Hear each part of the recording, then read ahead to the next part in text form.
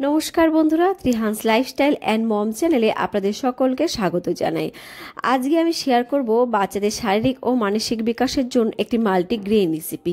ভিডিওটি কিন্তু না টেনে পুরোটা দেখার চেষ্টা করবেন, কারণ পুরো ভিডিও জুড়ে কিন্তু আমি বাচ্চাদের জন্য ছোট ছোট টিপস শেয়ার করে থাকি, যেগুলো কিন্তু আপনাদের প্রচুর কাজে লেগে যাবে।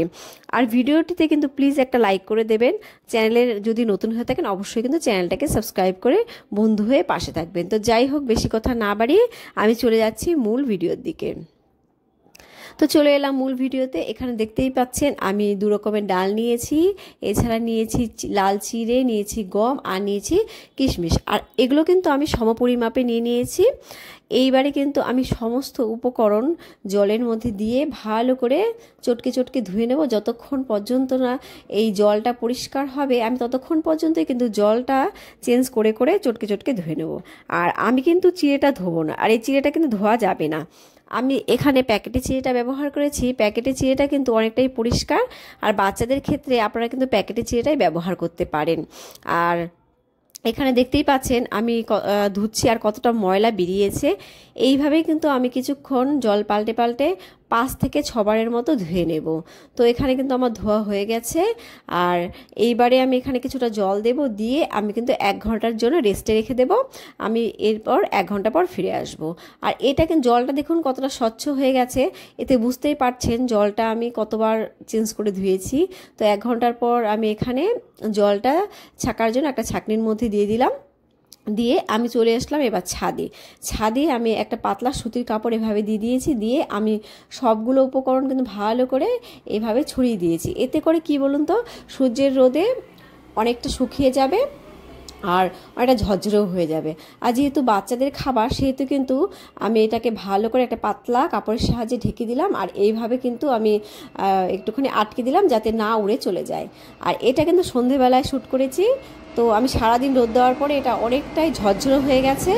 আর কিশমিশগুলোকে আমি না শুধুমাত্র জলে একটুখানি ধুয়ে একটা পাতলা সুতির কাপড়ে মুছে ফ্যানের নিচে দিয়ে রেখেছিলাম, তাতে করে কিন্তু কিশমিশগুলো শুকিয়ে গেছে। আর এখানে কিন্তু আমি লাল চিড়ে ব্যবহার করেছি, আপনারা চাইলে কিন্তু সাদা চিড়েটাও নিতে পারেন। এরপরে আমি কিন্তু চলে যাচ্ছি মূল আমার প্রসেসিংয়ের দিকে। এখানে আমি গ্যাসে প্যানটা বসিয়ে প্যানটাকে গরম করে নিয়েছি। এরপর গ্যাসের ফ্লেমটাকে একবারে লোতে রেখে সমস্ত উপকরণ আমি এখানে দিয়ে দিলাম। দিয়ে আমি কিন্তু অনবরত এইভাবে নেড়ে চেড়ে যাব। আর আপনারা যদি নাড়া বন্ধ করে দেন তাহলে কিন্তু এটা পুড়ে যাওয়ার সম্ভাবনা থাকে। আর গ্যাসের ফ্লেম কখনোই কিন্তু মিডিয়াম বা হাইতে রাখবেন না, তাহলে ওপর দিকটা কিন্তু মুচমুচে হয়ে যাবে, ভেতরের দিকটা কাঁচা রয়ে যাবে। এখানে আমি গম ব্যবহার করেছি। বাচ্চাদের জন্য কিন্তু গমের অনেক উপকারিতা রয়েছে। এছাড়া কিন্তু গম শক্তি সরবরাহ করে, বাচ্চাদের হজমও সাহায্য করে, রোগ প্রতিরোধ ক্ষমতা বৃদ্ধি করে এবং শিশুর বৃদ্ধি ও বিকাশে সহায়তা করে। গম কার্বোহাইড্রেট এবং স্টার্চের কিন্তু একটি ভালো উৎস, যা কিন্তু শরীরে প্রবেশ করে ভেঙে গ্লুকোজে পরিণত হয় এবং শরীরকে কিন্তু শক্তি দেয়। আর আমি কিন্তু ফিরে এলাম 10 মিনিট পর। 10 মিনিট পর কিন্তু আমি এখানে দিয়ে দিলাম চিড়ে। এটা লাল চিড়ে, আর লাল চিড়েটা কিন্তু একটু ড্রাই রোস্ট হতে বেশিক্ষণ সময় লাগে, তাই কিন্তু আমি এই টাইমে দিয়ে দিলাম। আর আপনারা যদি সাদা চিড়ে ব্যবহার করেন তাহলে কিন্তু আপনারা বুঝে একটু পরে এটা ব্যবহার করবেন। গম প্রোটিন ও অন্যান্য প্রয়োজনীয় পুষ্টিকর উপাদানের উৎস, যা কিন্তু শিশুদের শারীরিক ও মানসিক বিকাশে সাহায্য করে। আর এখানে কিন্তু আমার 80% মতো সব উপকরণগুলো ড্রাই রোস্ট হয়ে গেছে। এই পর্যায়ে আমি কিশমিশগুলো দিয়ে নিলাম, দিয়ে কিন্তু আমি হালকা আরও নেড়ে চেড়ে নেব। আর এখানে আমি লাল চিড়ে ব্যবহার করেছি। লাল চিড়েতেও কিন্তু প্রচুর পরিমাণে পুষ্টিগুণ রয়েছে ভিটামিন, মিনারেল, ফাইবার, আয়রন, রয়েছে ক্যালসিয়াম, ফসফরাস ও ম্যাগনেসিয়াম, যা শিশুর হাড় ও দাঁত এগুলো কিন্তু শক্ত করতে সাহায্য করে। এছাড়া কিন্তু শিশুর কিন্তু হিমোগ্লোবিনের মাত্রাও ঠিক রাখতে সাহায্য করে। আর এখানে কিন্তু কিশমিশগুলো আমি খানিকক্ষণের জন্য নেড়েচে নিলাম, আর অনেকটাই কিন্তু ড্রাই হয়ে গেছে। আর সমস্ত উপকরণ কিন্তু আমি দাঁতে কেটে দেখেছি এখানে অনেকটাই মুচমুচে হয়ে গেছে, তার মানে এখানে কিন্তু সবগুলো হয়ে গেছে। আমি এবার থালায় নামিয়ে নিলাম। নামিয়ে এখানে কিন্তু আমি ঠান্ডা করে নেব।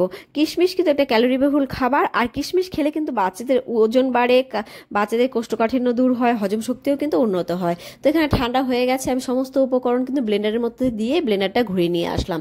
তো এখানে ব্লেন্ডারটা ঘুরিয়ে নিয়ে এসেছি। আর এখানে আমি কিন্তু এরম দানা দানা রেখেছি, আমি কিন্তু একদমই পাউডার বানাইনি। আর বাচ্চারা চিবিয়ে খেতে না পারলে আপনারা কিন্তু পাউডার বানিয়ে নিতে পারেন। তারপর কিন্তু একটা চালনির সাহায্যে চেলে নিতে পারেন। আমি এটা আমার ছেলেকে কিভাবে খাওয়াই সেটাই কিন্তু আমি এখন দেখাচ্ছি। আমি গ্যাসে একটা প্যান বসিয়ে দিয়ে দিচ্ছি অল্প সানফ্লাওয়ার অয়েল।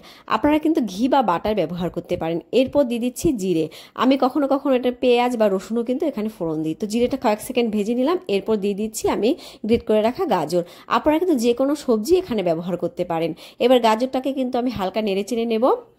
তো এখানে কিন্তু আমার নাড়াচাড়া কমপ্লিট হয়ে গেছে। এইবারে আমি দিয়ে দেবো আমার তৈরি করে রাখা পাউডারটা, সরি পাউডার না, ঠিক এই গুঁড়োটা।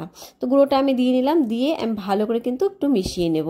মিশিয়ে আমি এখানে জল দিয়ে দেবো। আর আমি এখানে কিন্তু নুনও ব্যবহার করি, আপনারা কিন্তু চাইলে নুনটা স্কিপ করে যেতে পারেন। আর অনেক সময় কিন্তু বাচ্চাদের এটা দুধ দিয়ে রান্না করেও খাওয়াতে পারেন, যদি বাচ্চার বয়স 1 বছরের বেশি হয় তবে। আর এই খাবারটা কিন্তু আপনারা বাচ্চাকে সকাল, দুপুর বা রাতে খাওয়াতে পারেন।